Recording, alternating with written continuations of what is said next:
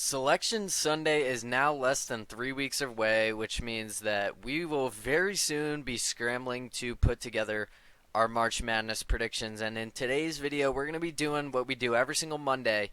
Look at the Power 40 rankings, the top 40 teams that I think are, in the sport of college basketball right now, starting at 40 all the way up to 1. Talk about what they've been doing recently. And yeah, we'll see how many spots they move up or down. There's actually some new teams to the rankings this week. Got a lot of movement. There was a lot of upsets. A lot of really good games this past week to talk about. So yeah, with all that being said, let's go ahead and get right into this. And starting off with our number 40 team is one of our new teams to the rankings. Never been inside of these rankings all season. Number 40 is going to be UC San Diego. I think it's time. I think this may be a little overdue. But UC San Diego is 24-4. They've won 9 in a row. They are top 50, by the way, in KenPom in both offense and defense. They're top 40 in defense, actually. They're ahead of some pretty significant teams in KenPom. They're ahead of Arkansas, New Mexico, UConn, Texas, Utah State, Vanderbilt. A lot of these bubble teams they are ahead of. They're also, right behind Oregon, Creighton, Mississippi State, Marquette. A lot of those teams that we believe are safely in. Which makes it an interesting conversation if UC San Diego were to not win their conference, because UC Irvine is a very good team. They are 23-5, right behind UC San Diego.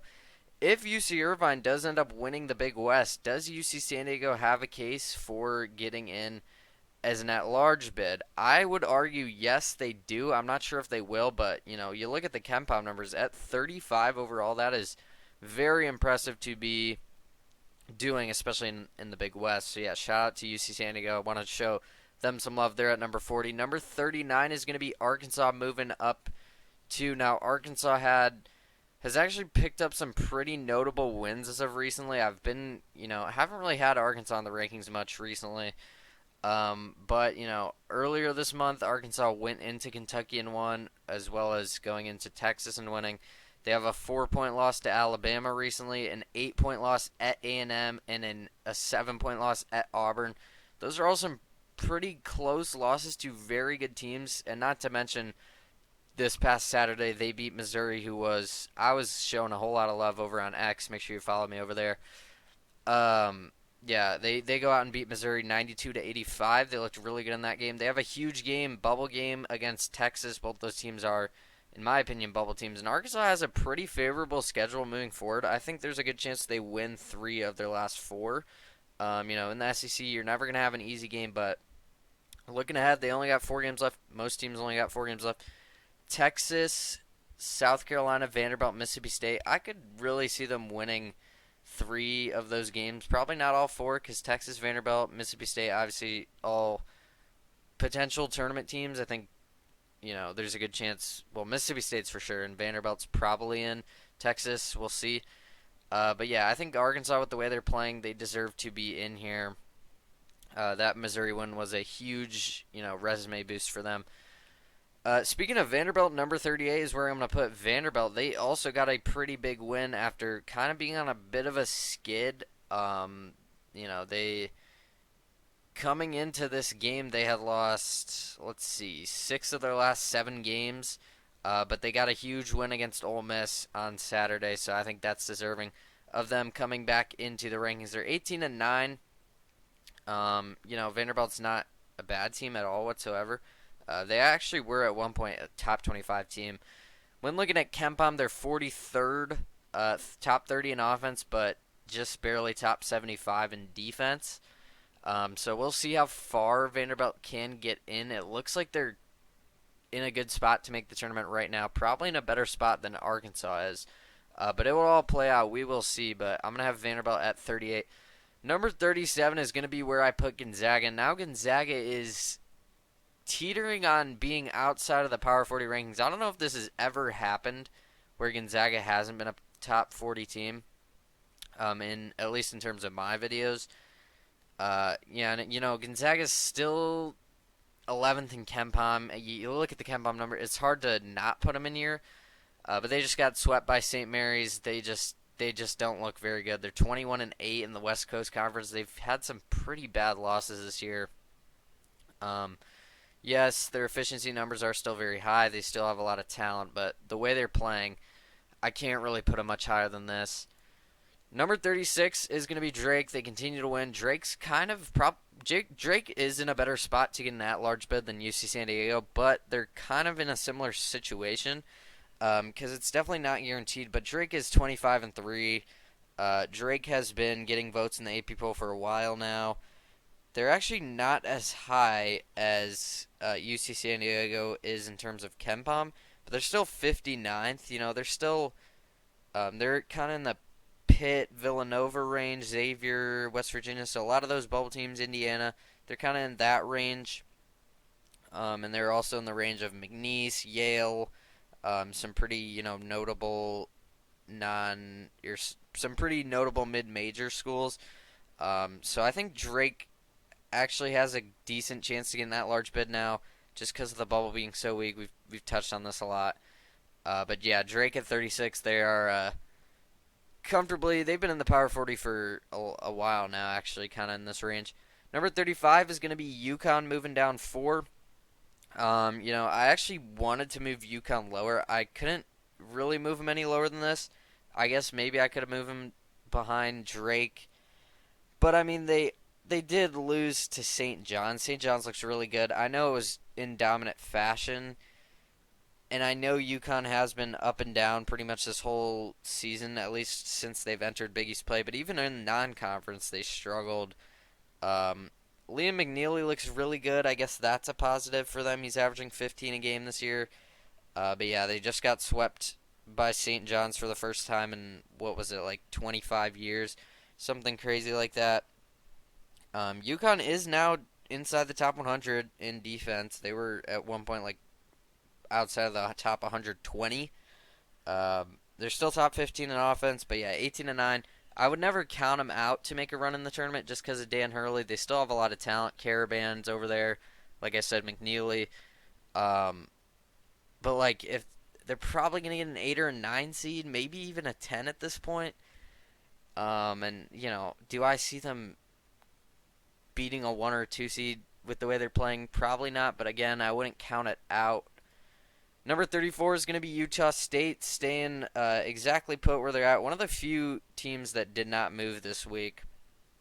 Utah State got a pretty big win against San Diego State. I thought there was a chance the Aztecs could come in there and get an upset win just because the Aztecs are a bubble team. They were needing that one. That would be a really good win for them to get. But no, Utah State held their ground. They got a big game coming up Wednesday at Boise State, another bubble team. Also, Saturday at Colorado State. Colorado State's not a team a lot of people are talking about, but Colorado State is actually third in the Mountain West ahead of San Diego State and Boise State. Those are, like I said, two bubble teams. So Colorado State could potentially, if with a win over Utah State, get into the bubble talk. So Utah State has two very, very important road games coming up this week. We'll see what happens with the Aggies, but as of right now, they're playing phenomenal. What are they, 24-4? I forget. But they're playing really good. Number 33 is going to be Illinois. Now, obviously, Illinois did just lose by 44 to Duke. I mean, it was absolutely absurd. Duke wins 110-67. It was 43. That is a very bad loss. Obviously. Now it was a neutral site game in Madison Square Garden, so Duke did have the fan advantage, but it wasn't home court whatsoever at all. Illinois has now lost 3 in a row. Now, granted, was against Michigan State, Wisconsin, and Duke. Two of those, one of those being a road game, one of those being a neutral site game. So I guess I'll give them that, but you never want to lose 3 games in a row. And not to mention, they lost by 14 to Michigan State at home, by the way. Lost by 21 at Wisconsin, and then lost by 43. So none of these games have really been close. They got 3 games left this season. One against Iowa at home. That should be a win. They're going to need it. And then at Michigan, home against Purdue. So 2 of those 3 games are going to be very tough. Hopefully they can win one of them because right now they're 17-11. they still should be in the tournament, but if they take a couple more, I mean, even if they lose to Michigan and Purdue, they might still get in just because they have some really good wins as well. But yes, I mean, if they finish the regular season 18 and 13, lose in the Big Ten conference tournament early, like first game, 18 and 14, do they get in? Probably still. They're still ranked 25th in KenPom, still top 20 in offense, top 40 in defense, which is very solid. I don't know. Illinois has a whole lot of potential, but they're just not playing up to it right now. But I mean, Yakachonis, Will Riley. I mean, they have a lot of guys. Ivisic. It's just, yeah, on a 3-game losing streak, gotta knock them a bit. 32 is where I'm gonna put UCLA. When looking at UCLA, they're 26th in KenPom, right behind Illinois, but they are 20 and 8, so much better record wise. Top 15 in defense, but outside of the top 50 in offense. With UCLA, I'm not sure how confident I feel about them come tournament time. They had a bad loss, a home loss to Minnesota. Then they got a big win, though, home against Ohio State, who was desperate for a win. UCLA closes out the regular season with a game at Purdue on Friday. That's a pretty big game. Purdue's on a 4-game losing streak, by the way, so UCLA could maybe pull that off. And then at Northwestern, home against USC. At the least, they should win 2 of those 3, but there's a chance they win all 3. UCLA should be pretty comfortably in the tournament. Number 31 is going to be VCU. Now, I said this last video that George Mason game on Saturday, must-watch game for the A10. The top 2 teams could potentially both get in the tournament. VCU goes out there and wins 70-54. They dominated the whole game. VCU is now 22 and 5, and they're 31st in KenPom. Narrowly outside the top 50 in offense, narrowly outside the top 20 in defense. They're ahead of teams like Creighton, Oregon, and they're just behind Marquette, Mississippi State, BYU. VCU is a really good team. Don't sleep on VCU. They are playing some really good basketball right now. They're on a 6-game win streak. 12 and 2 in A10 conference play, 22 and 5 overall. VCU has a really good chance of getting a large bid. I wouldn't count it out. They're moving up. They continue to move up. They continue to win. Good for VCU. Getting that blowout win over Georgia Mason. I thought it'd be a very close game. I didn't think VCU would win, but VCU, the way they did it, very impressive win. Kansas. We got to talk about Kansas. They're moving down 6 spots. Yeah, Kansas is rough right now. The offense is just struggling. This week was a really bad week for the Jayhawks. They lost at BYU 91-57. That is not a game you want to lose. I mean, maybe they could have lost it, but just the way they did it, they lose by 34 points. I mean, that was bad. Not to mention earlier, the past week they lost to Utah. Kansas has now lost 3 of their last 5. By the way, none of those teams were any good. They lost to Kansas State. I get it. Kansas State's not horrible. It's a rivalry game on the road. So that one I could have given a pass, but, I mean, they got swept by Kansas State.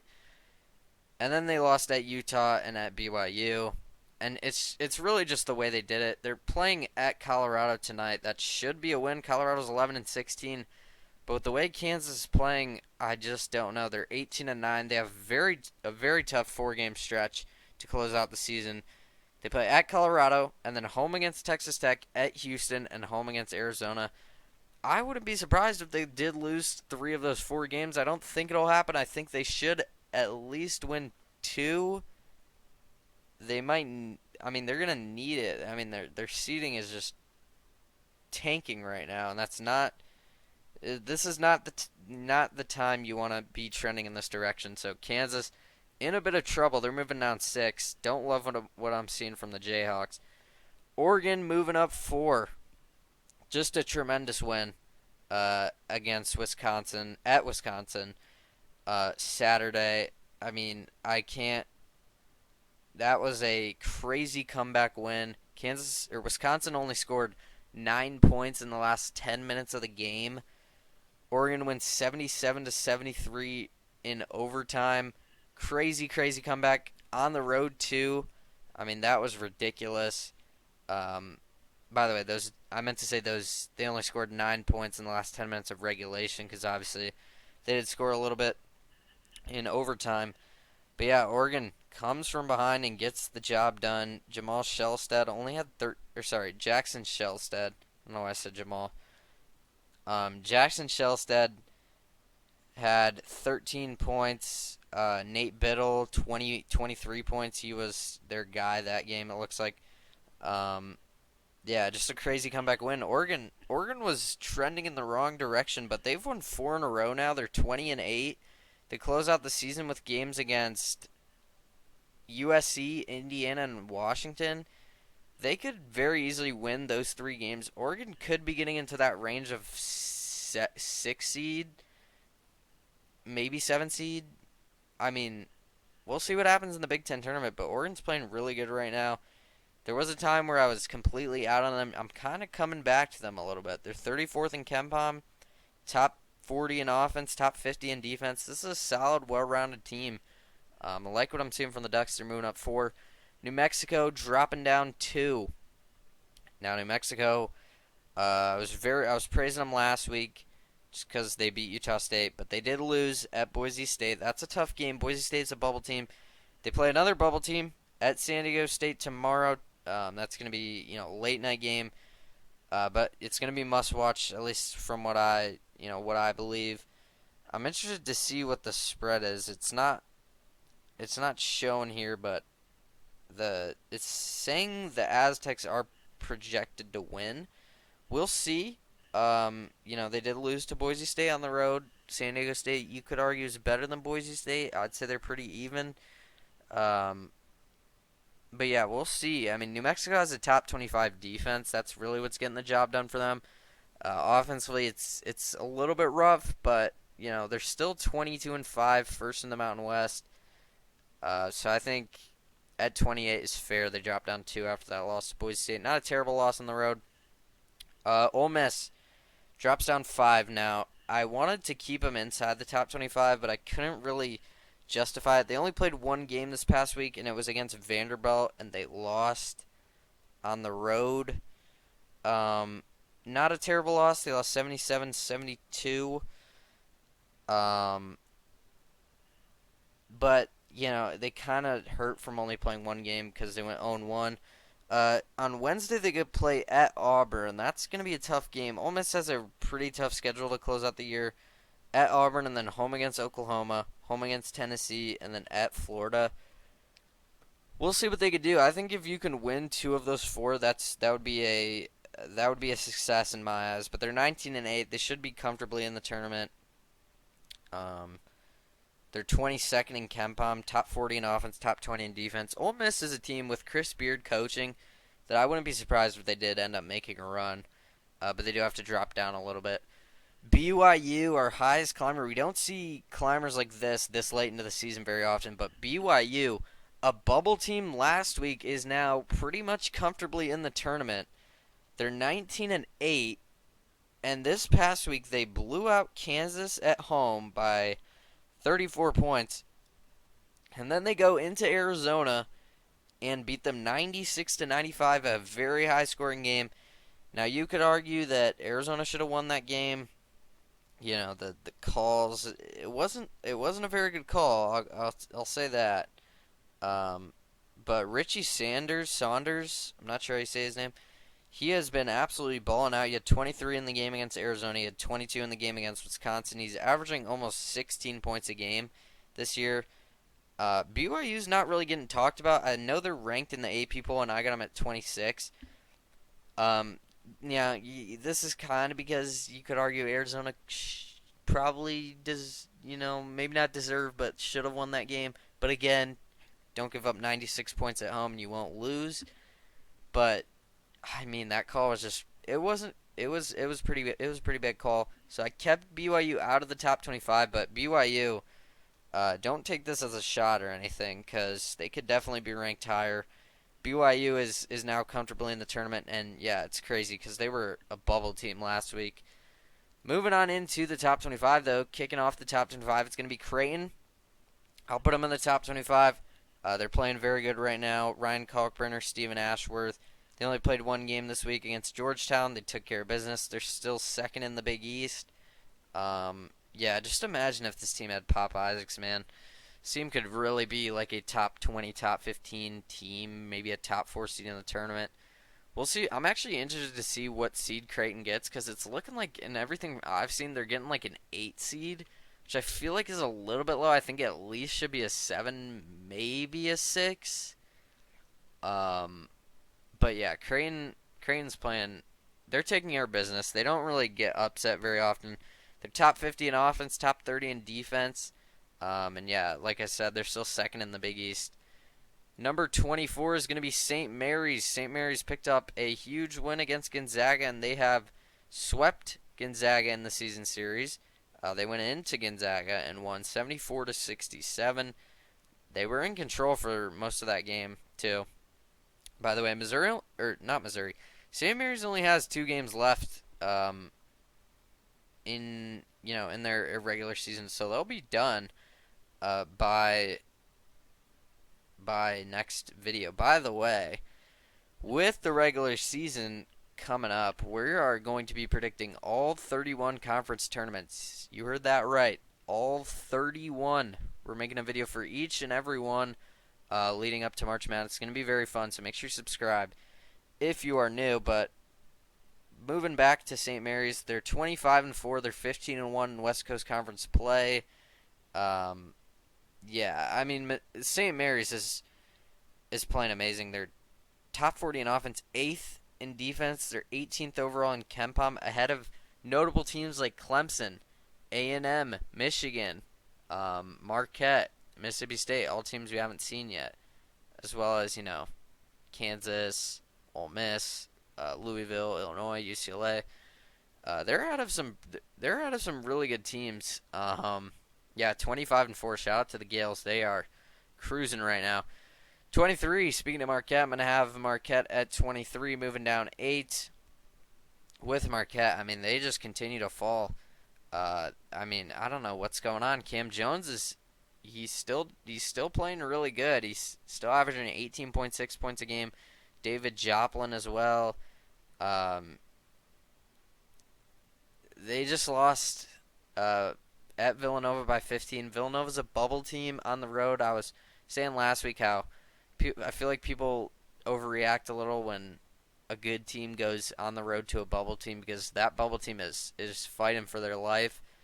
So maybe I overreacted with this one, but I just can't really see a world where Marquette is playing better than all 22 teams I have ahead of them.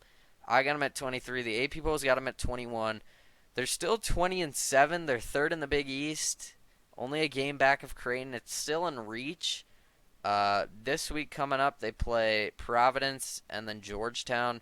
And then the following week to close out, they play at UConn and home against St. John's. So they're going to have some opportunity. I wouldn't be surprised if Marquette's still like a 5 seed. But with the way they're playing, they could end up on the 6 line, which is not where you want to be. And at least, obviously you want to get as high seed as possible. Louisville at 22, moving up 3. They're 22nd in offense, 31st in defense, 23rd overall in KenPom. So kind of, pretty accurate to where I have them. Louisville just continues to win, man. It's really that simple. They're not playing really anyone good, but they're 21-6. I can't deny. You know what I mean? I can't deny they're second in the ACC, by the way, ahead of Clemson. Yeah, Chuck Yepburn is almost up to 16 points a game. Terrence Edwards Jr. as well, almost up to 15 points a game. They got 4 guys averaging almost over 13 points a game. That's really promising. If you're a Cardinals fan, shout out to them. They've really turned their program around real quick, haven't they? Number 21 is going to be Memphis. I move them up 2. Kind of same thing with Louisville. They continue to win. They're actually pretty low in KenPom, lower than I would like. They're 46th, but they're 22-5. They're cruising through the American. Actually, I take that back. They are kind of struggling. They did just blow out FAU, but I mean they were at home. FAU is not really good. So that's kind of why I'm laying back on Memphis a little bit. But I mean, you look at their non-conference. That's very strong. So they're gonna be in the tournament. Pretty much no matter what. I'm interested to see what seed they give them. Um, and I mean, PJ Haggerty is maybe a first team All American. He's almost to like 22 points a game. He's been amazing. Uh, but I do worry a little bit just because Memphis really hasn't played anyone good in a while. So that kind of does concern me a little bit. But they're at 21.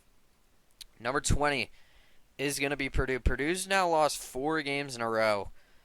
Granted, these are two mostly good teams. At Michigan, they lost by 2. They lost home against Wisconsin by 10, and then they lost by 9 at Michigan State. But then yesterday, they go into Bloomington and lose by 15 points to Indiana. They were winning by 12 points, by the way. I think at halftime. Yeah, they were winning by 12 at halftime, and then Indiana just went on a crazy run to open up the second half. They outscored Purdue in the second half 48-21. I mean, it was ridiculous. I think there was a point where Indiana was on like a 28-3 run to open up the second half. I mean, it was bad. Purdue's not playing good right now. Braden Smith has been amazing. Trey Kaufman-Renn has been amazing this season. But right now, they are struggling, and they play UCLA Friday. UCLA is not a team you can play like this against.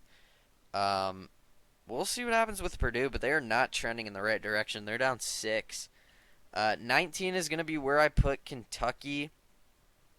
Now with Kentucky, and I'll get to that 17 through 23. I feel like you can order in any way. I had a whole lot of weird things I was doing. I was like, let's just reset, and this is what I ended up going with. But Kentucky beat Vanderbilt by 21 and then lost at Bama. I mean, it's at Bama. I don't blame them too much. They don't look horrible in that game.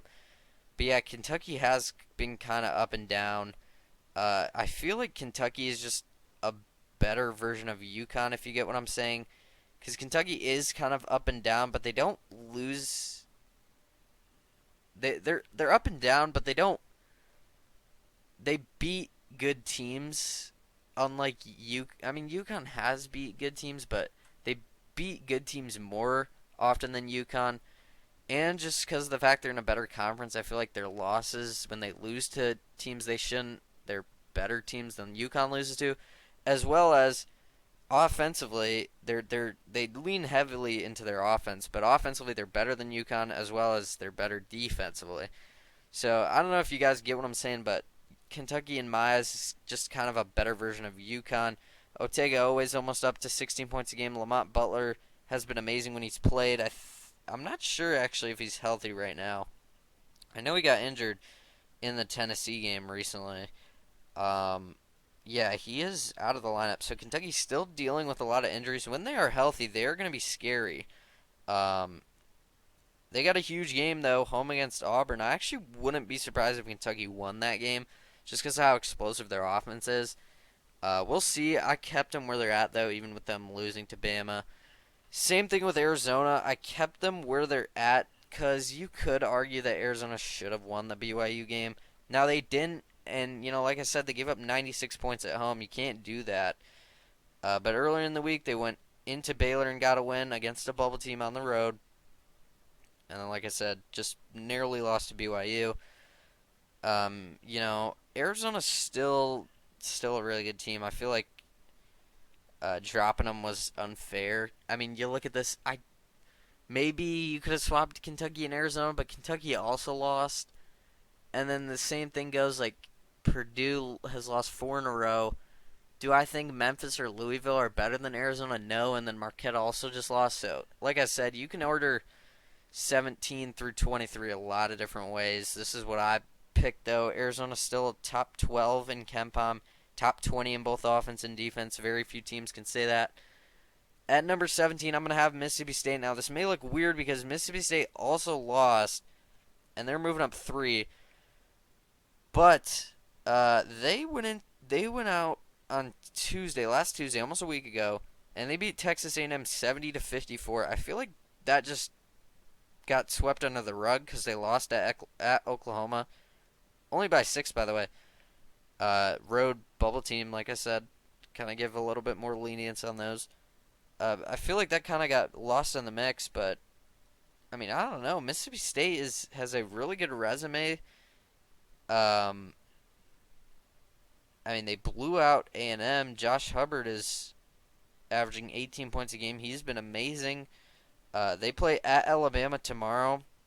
That is a huge game. But closing out, besides the at Alabama game, home game against LSU, home game against Texas, at Arkansas, I could really see them winning 3 of those last 4 and getting some momentum going into SEC tournament play. They are a little bit lower in KenPom. They're 29th, but 19-8 in the SEC. I'm giving some love to Mississippi State today, which, Mississippi State's kind of been a question mark for me. I feel like I'm starting to figure them out more, so I got them moving up 4. It may look a little weird because they lose, but yeah, they beat A&M, and that's better. That's a better win than all of these teams from 17 through 23 got. So, except, yeah, I mean, it is. So Mississippi State at 17 may look a little weird, but that's what I got. Maryland at 16, moving up 4. You look at Maryland; they continue to win. They're on a 4-game win streak. They're 21-6. Wednesday they play home against Michigan State, and we'll get to Michigan State, but that is going to be a huge, huge game. Derek Queen, by the way, shout out to him. He's averaging 16 points a game, 9 rebounds. He may be an All-American. Jacoby Gillespie also 15 points a game. This Maryland team is really good. Maryland's one of my sleeper teams. They're top 20 in both offense and defense, top 15 in KenPom. This Maryland team is really good. I've been high on them all year. I was higher on Maryland than most. Now they've finally been ranked for the past, month or two. But I had them ranked for a while. Actually, I had them ranked preseason as well. I've been high on this Maryland team all year, and I'm very excited to see where they can go in the tournament and what, kind of draw they get. Because Maryland might be a team I picked to go on a big run. Michigan at 15. They lost to their rival at home. They lost to Michigan State 75-62. That was their only game they played. Tonight they got a game at Nebraska. That's actually a tough game. I wouldn't be surprised if Nebraska won that game. That's a bubble team needing a win at home. We'll see.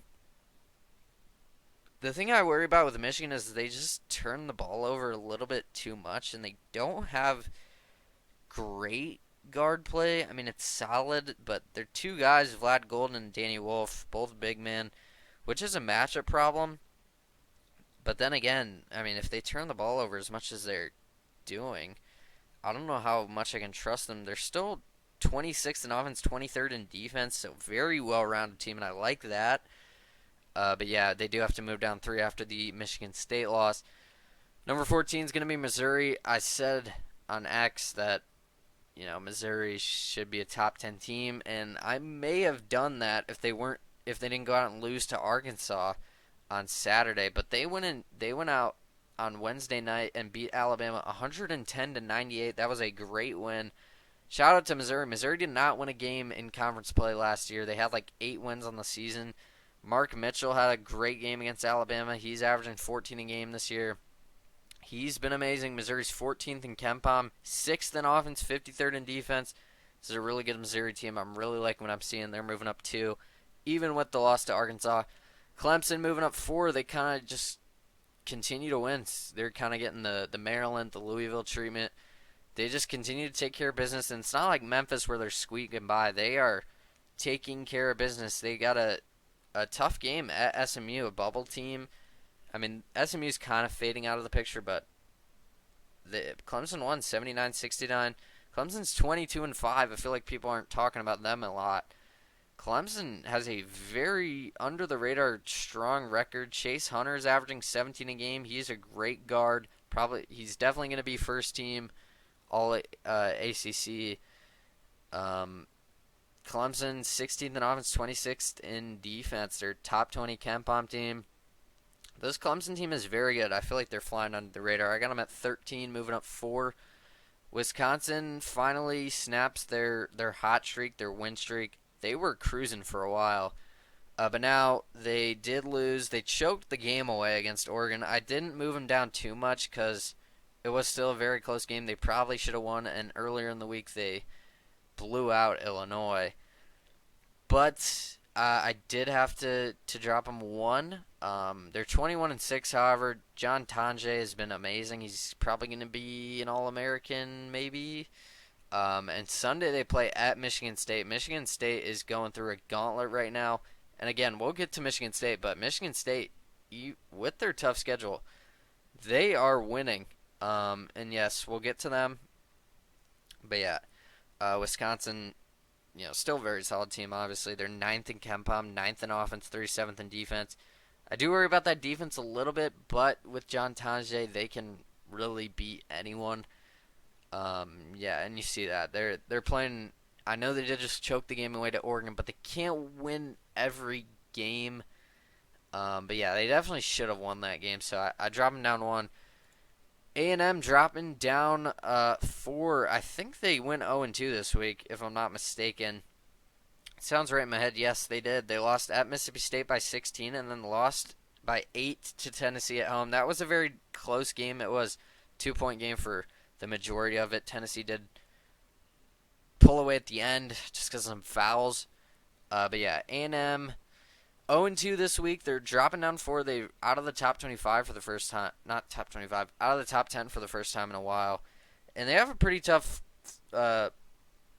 final 4 games. They play home against Vanderbilt. I think they really need to win that game if they want to keep their 2-seed hopes alive. Because later this week they play at Florida. And then the next week they play home against Auburn and then at LSU.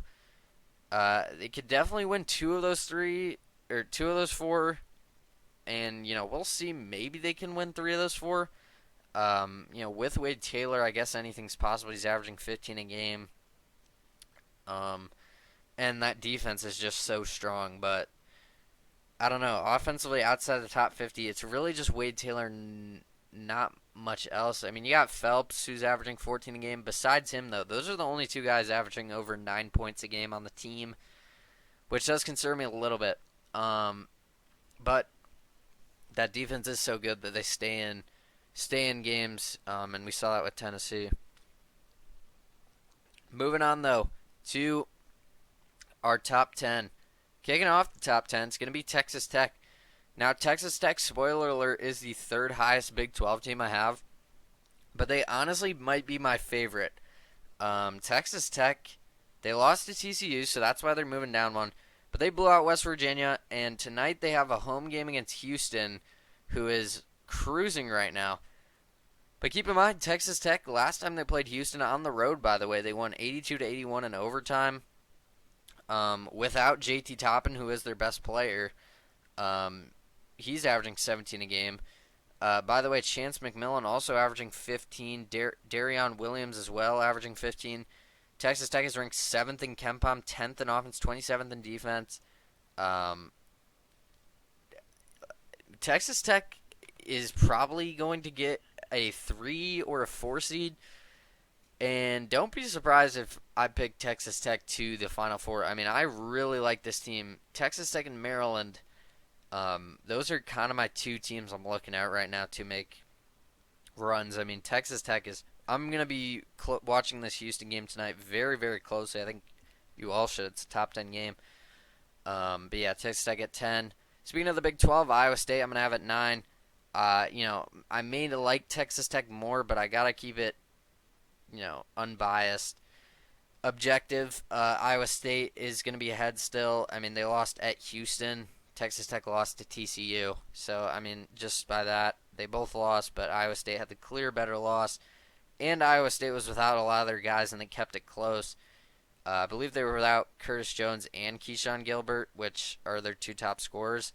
And yeah, Iowa State's 21st in offense, 9th in defense. They have the KenPom numbers to back them up to potentially the Final Four. This is a really good Iowa State team. They were top 3 for a while. Don't forget that. They were 3rd in my rankings for a good portion of the season. So definitely don't count out Iowa State. Don't write them off. They're still a very good team. St. John's is going to move up too. They blew out UConn at home, and they just continue to win. They're not really beating. Actually, I take that back. They're pretty much just beating everyone in the Big East, which, the Big East isn't crazy good, but they have decent teams. I mean, Creighton's going to be a tournament team, Marquette as well, UConn, maybe Xavier, maybe Villanova. Those are two bubble teams, but St. John's 24-4. Closing out the season, they play at Butler, should be a win. Home against Seton Hall should be a pretty easy win, and then at Marquette to close out the year. I wouldn't be shocked if they won 3 of those games. At worst, they probably win 2, and they should be sooner rather than later wrapping up this Big East regular season title. Shout out to Rick Pitino. He's just crazy turnaround he's done in only a second year. R.J. Lewis Jr. is averaging 17 a game. Kadari Richmond's averaging 13. The defense is second in the country still. Offensively, I worry that does limit their ceiling a little bit. And you know what else is crazy? They're getting like 4 seed predictions still. They should at least be a 3. I mean, if you look at just how I have rankings, I know that's not how it works, but they would be a 2 seed. Now, would I have them as a 2 seed? Probably not. I'd probably have them at a 3, but definitely not a 4. But yes, I do worry about their 3-point shooting and how that limits their ceiling and just their offense in general. But their guard play is really good, and the defense has the tools to keep them in a game with literally anyone. So you could look at it 2 different ways, positively or negatively. It just kind of depends on what you're looking at. But I got them at 8. Michigan State is going to be my 7. They're moving up 6, and the 8 people has St. John's at 7, Michigan State at 8. I switched them. I think Michigan State at 22-5, 23rd in offense, 12th in defense, 10th overall in KenPom. And I mentioned this a little bit ago. Michigan State has gone through a gauntlet of a schedule recently. I mean, just in this month alone, at UCLA they lost, then they won home against Oregon. They lost home against Indiana. That was kind of their skid, but since then, they win by 14 at Illinois. They win by 9 at home against Purdue, and then they win by 13 at Michigan. Wednesday, they play at Maryland.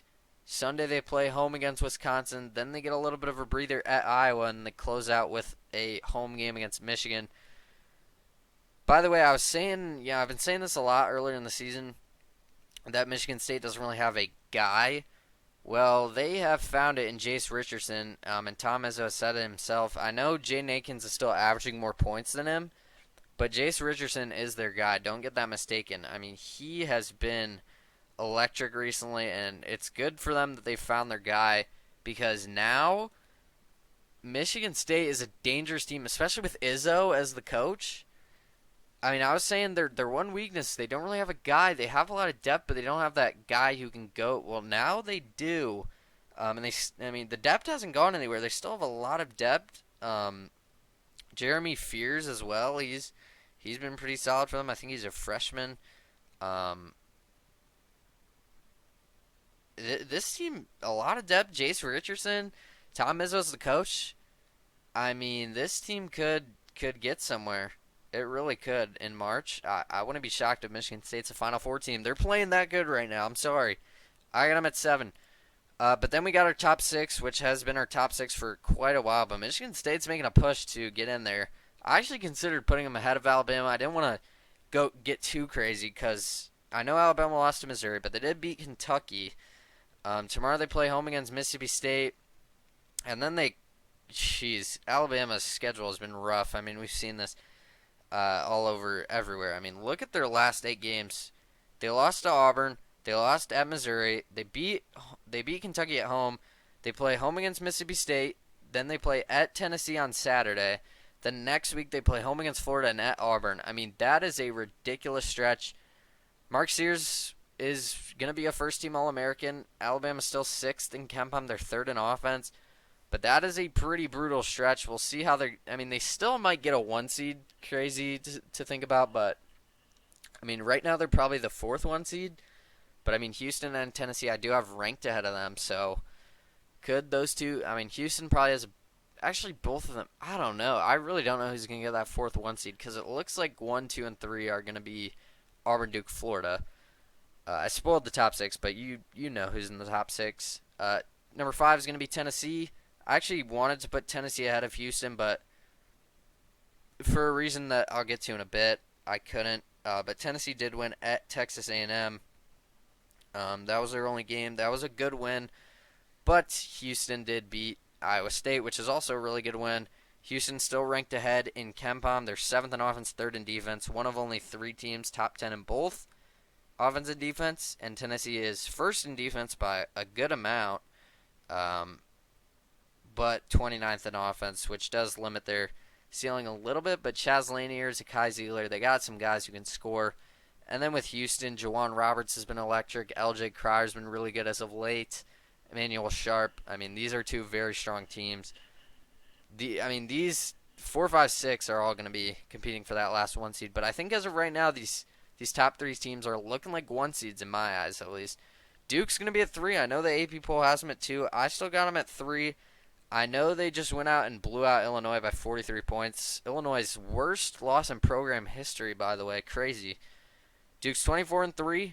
And also, this is very interesting. They're now the number 1 team in KenPom by a very good amount, actually.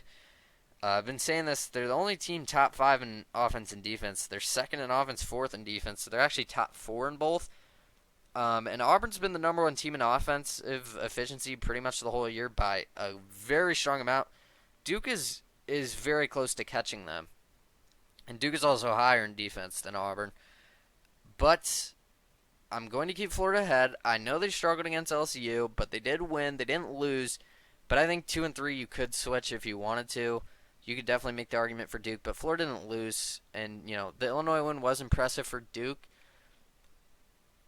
But, I don't know. I mean, you could really make the argument for either, but Florida is also top 10 in both offense and defense, 4th in offense, 7th in defense. Walter Clayton's going to be an All-American. I know Cooper Flagg is as well. So, like I said, these 2 teams are very interchangeable.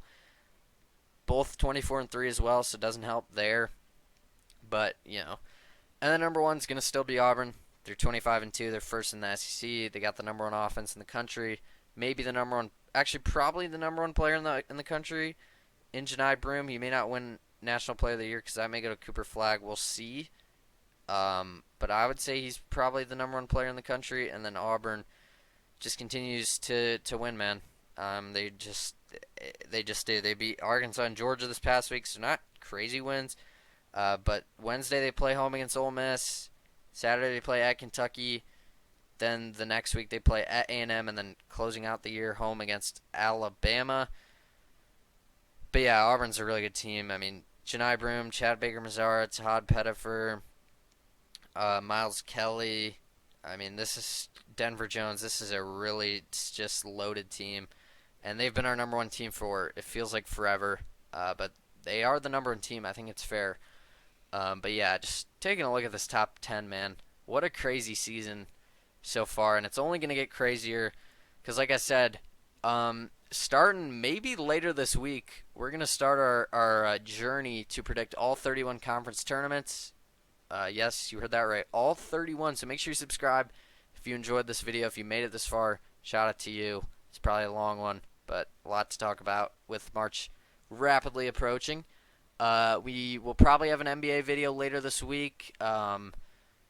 And yeah, that may be all I have for you. Links in the description as always. X, Twitch, TikTok, Discord. Make sure you subscribe if you're new. We do college basketball, college football, NFL, NBA, and MLB. So if any of that interests you, make sure you subscribe. Turn on the notice to make sure you don't miss, because when those seasons are going, we're posting videos for each one of those sports weekly. And yeah, these you can expect every Monday. And like I said, conference tournament prediction videos starting up very soon. So yeah, great time to be a part of this channel. So yes, one last time, make sure you subscribe if you're new. We're trying to hit 1,000 by the end of the year. But with all that being said, thank you so much for watching. And yeah, hope you guys enjoyed this one.